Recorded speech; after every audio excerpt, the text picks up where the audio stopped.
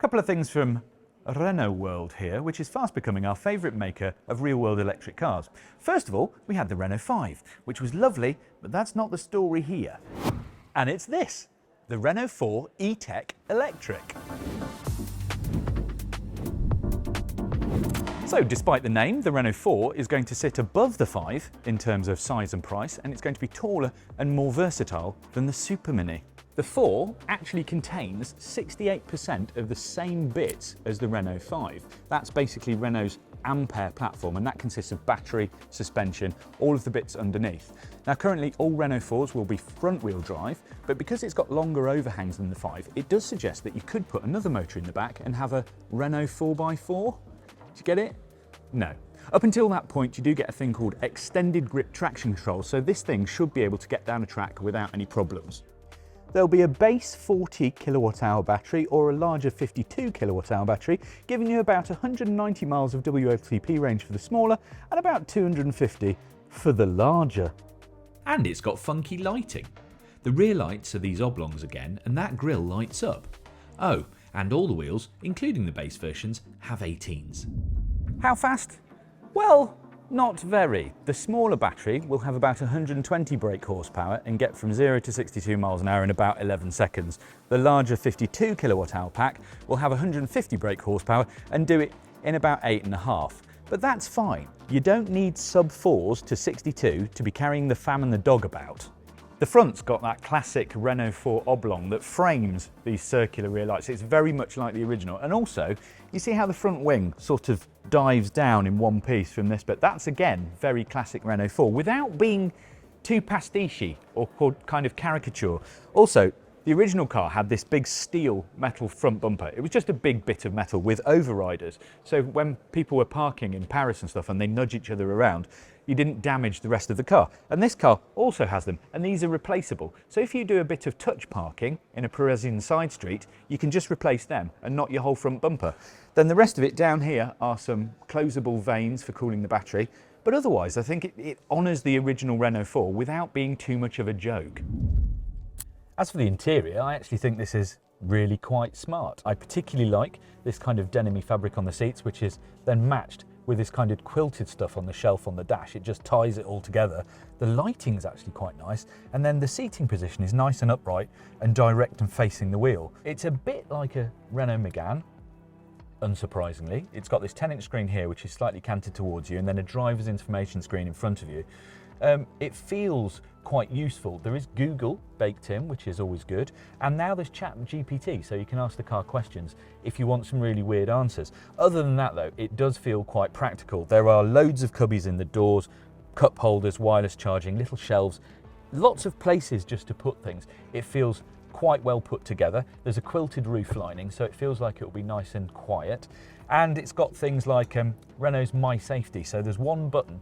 If you want to get rid of some of the advanced driver assistance systems that plague these modern cars, then you can program your preferences in, press that key, and then they all switch off, which is more useful than you imagine. Also, this car now has one pedal driving, and you can just adjust the brake regeneration via these paddles behind the steering wheel. Generally, I feel like it's got enough stuff in it, and it feels quite premium without being overblown. It's a nice interior, and you can bougie up the interior with a load of different 3D printed accessories if you really want. I'm not sure whether they're cool or not. As you might expect, there's a split fold rear bench seat, and also a fold flat passenger seat for carrying those longer items. This is a surfboard, not an ironing board. It's got a 420 litre boot with a little bit of underfloor storage, which is perfect for half a yellow ukulele. This has nothing to do with it, I just think it's cool.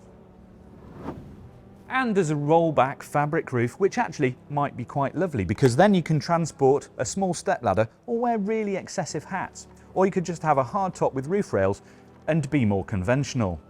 But generally, I think it looks pretty neat. Old people like me will recognise some of the design details from the old Renault 4, and young people won't care. They'll just see a nice slick looking EV. As for charging, all cars get 11 kilowatts AC charging that comes with vehicle to load, so you can power electrical items on the move, plus bi-directional charging, which means it can feed the grid if necessary. There's plug and charge, no websites or credit cards needed, and with the bigger 52 kilowatt hour battery you get 100 kilowatts of DC charging, enough to go from 15 to 80% in 30 minutes. The smaller battery gets 80 kilowatts, so it takes the same half an hour from 15 to 80%, which is all kind of fine. So it's looking like a fairly rounded effort from the new electric Renault 4. But to get an idea of where that car is going, it's probably worth working out where it came from. And it's a very long and successful story. Renault produced the first generation 4 way back in 1961, right up until 1992, which is a geological age for a car. It was a car that sought to take advantage of a time of growing prosperity and therefore car ownership in France back in the 60s, a response to the cheap and useful but old Citroën 2CV, except more modern and useful. And so the Renault 4 was born, an everyman cheap and cheerful runabout that could get France on the go. It was actually described by the Renault chairman at the time as a blue jeans car, riffing on the idea of casual but rugged clothing. And it was just that: front-wheel drive, torsion bar rear suspension, big space and simple to fix and operate. And it also had the first hatchback on a production car. Obviously they were pretty bald in terms of spec, and that's what people needed, something bare bones and practical. And they had very modest outputs from their sub-litre 4-cylinder engines, the most powerful at launch being a whopping 32 brake horsepower. But you know what? The Renault 4 was a winning combination, selling over 8 million cars during its very long lifetime. Now this is what I call an interior. So that's how the old one was born. But how about speaking to the designer of the new one to see how that came about? So Gilles, hello. Hi. New car. New car. Very exciting. One of the things I'm sort of struggling with is you're essentially talking to two different sets of people. Old people like me, who remember Renault 4s originally, and my children, who don't care about Renault 4s. So how do you balance designing a car that isn't a pastiche of an old car? How do you balance that out? Well, that's exactly the trick, actually. We need to activate a few elements of recognition of the old car, a few ingredients of the recipe, in fact. So like this front grille, for instance, you know, with the round lights embedded inside, which is now lit. Yeah, the face of the car. Even this cut line here, the way it's built, this corner, is very unusual compared to today's cars, but it's exactly like the original Renault 4. And there's a few elements all around the car like this, the fixed window above the rear wheel, which has this trapeze shape. Yeah. So a lot of elements are obviously resonating with the old car, so generations like us will remember. So even overriders on the bumpers? Yes, yes. You remember maybe the steel tube with like things, like vertical things welded to it. So again, that's an echo to that somehow. So guys like us will instantly recognize this. Oh, that's a Renault 4 because, you know, there's a compilation of ingredients that just resonate instantly. And exactly the right question. I was asking myself, you know, what my kids, you know, will they understand this? Will they see this? No, they don't care at all. No. They don't care at all. And they don't have to. So it has to be attractive for what it is. It has to be understandable for what it is. And so if we forget all that story, you know, how do we make a very fresh, modern design, generous shapes, modern shapes and graphics and cuts between bits and pieces? How do we make super high-tech, you know, lighting front and rear, and not trying too hard to copy-paste the past? And we did that test actually with my kids, with some other designers' kids, and we were like, okay, so what do you think of this car? And without telling any of the story, and they're like, oh, I love it, I prefer this one. So it was an interesting test actually that we carried on inside the studio, you know. And did they have awareness of the original Renault 4? Did they recognize it, or Well, was it completely born? By default, not at all. So Yeah, we yeah. didn't show any pictures at first. You know, what do you think about this? Just first question. Yeah, yeah. And then we started to explain the story. Ah, but you see, look, it looks like but they didn't care so much. They find it like interesting and pleasing, that little story, but you know, for them it has no value. So yeah, exactly the right question. How do we adjust so that it resonates differently for different generations or cultures or tastes even? And I think we managed to find the right balance on that Renault 4 in a similar way as we did on the Renault 5, in fact. What emotion am I supposed to feel when I see this Renault 4? Well, again, the idea is that the Renault 4 is very different in terms of spirit as the Renault 5, for instance. The Renault 5 has always been this cute little simple object. The Renault 4 was practical at first. Versatile. Versatile and practical first, that's the mission of a Renault 4.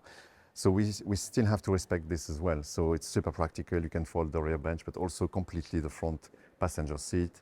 The loading height in the back is super low, so you can like load, all the big furniture, packages without having to rent a van. We had to achieve that. We had to really stick to that mission and not betray that. But at the same time, how do you make it super attractive, super modern, super sharp? Younger generations, or even everybody, in today's world, you care about how technological it looks, how sharp and modern and fresh it looks. And so thanks to, I think, global shapes, the ability to make it curvy and sharp at the same time, to have little, very sharp and crafted details like the front and rear lights, which are an obvious echo of the technological content of inside the car. Reflects it. Yeah, exactly.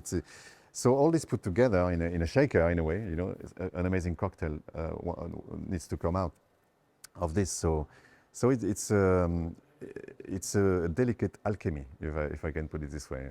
So this is fascinating. As a designer, if you've got the weight of history on one side, and I think it's fair to say that the Renault 4 was an iconic car.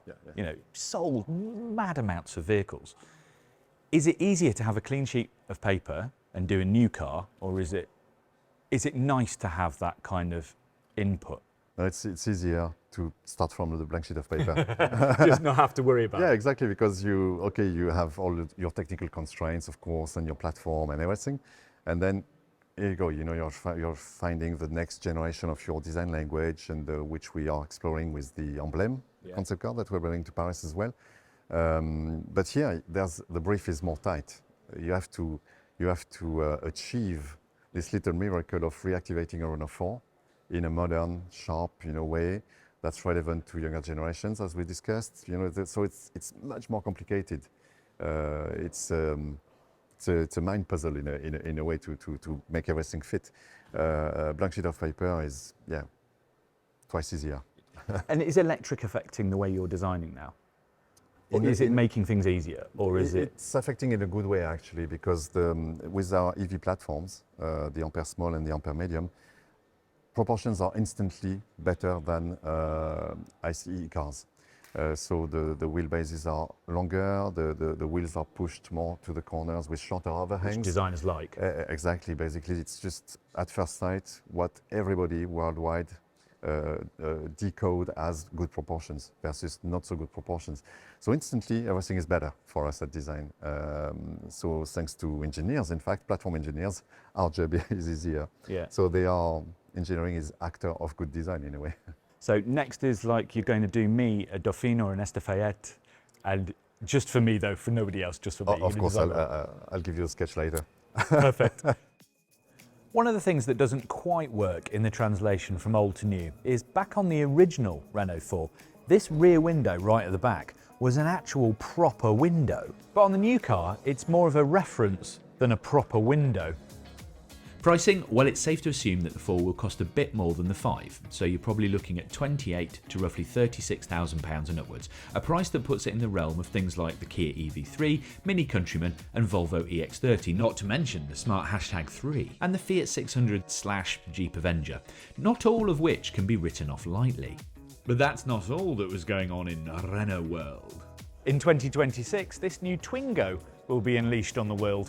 Now this is interesting because it's basically a coach-built version of a Renault car. So underneath, it's the batteries, motors, suspension, steering from a Chinese supplier, not a manufacturer, a supplier. And then Renault has styled the car and led the program and plonks the body on top. So you've got basically a coach-built Chinese platform. The interesting thing about the Twingo is it will be super cheap and super efficient. It should do over 6 miles per kilowatt hour when an average EV does about 3. And it should cost under €20,000, which is about £17,000. The only problem is that Renault is saying that they might not want to bring it to the UK because of right-hand drive problems, which would make me very sad. But the Twingo is for the future. The 4 is actually coming now. So come on, tell us what you think in the comments. Renault 4, oui ou non?